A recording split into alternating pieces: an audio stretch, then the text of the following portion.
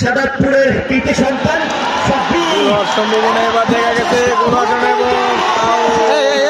কি করলো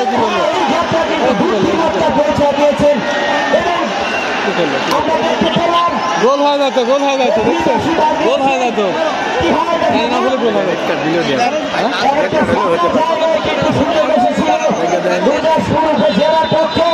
একটু আগাইলাম আসলে দর্শক গুরুদাসপুর বল নিয়ে কিন্তু গোলের কাছে যাওয়ার পরে টেনে ধরার কারণে তারা পড়ে গিয়েছেন এবং উত্তেজনা হয়ে গিয়েছে কিন্তু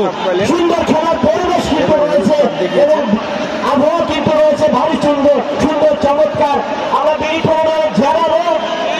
আমাদের যে দক্ষ রেফারি রয়েছেন তারা কিন্তু অত্যন্ত সুন্দর এবং আকর্ষণীয় ভাবে খেলাগুলি পরিচালনা করছেন।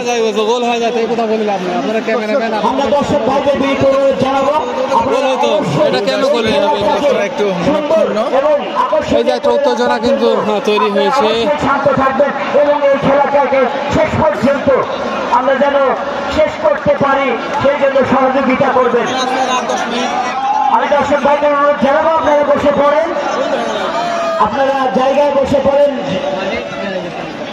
আমি গুরুদাসপুরের সকল দর্শকদের উদ্দেশ্যে অনুরোধ জানাচ্ছি, এটা কি রেফারি কোনো ভুল সিদ্ধান্ত দিয়েছে? আপনারা কেন এখান থেকে এরকম করেছে? আমি তো মাথায় আসছে না, এটা তো খেলোয়াড় এই কাজ করেছে, সেটা কোনো ভুল সিদ্ধান্ত দেয়নি যে আপনারা এভাবে উঠে পড়ে লেগেছেন। এই কাজটা তো খেলাতে হবেই। এই সমস্ত দর্শকদের ভুল বোঝাবুঝির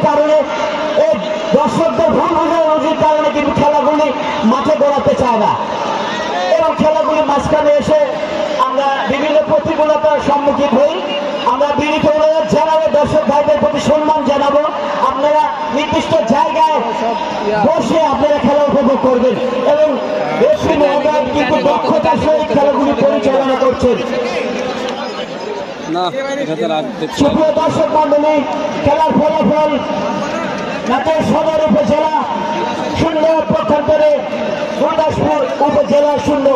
আমরা দেখতে পাচ্ছি খেলা আবার শুরু হতে যাচ্ছে।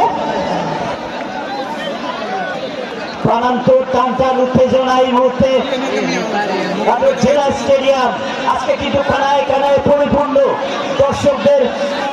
দর্শকদের উচ্ছ্বাস, দর্শকদের আনন্দের স্রোত কিন্তু বয়ে যাচ্ছে এই নাটোর জেলা স্টেডিয়ামে। কি হয় দুরু বুকে ভয় নিয়ে কিন্তু এগিয়ে চলেছেন।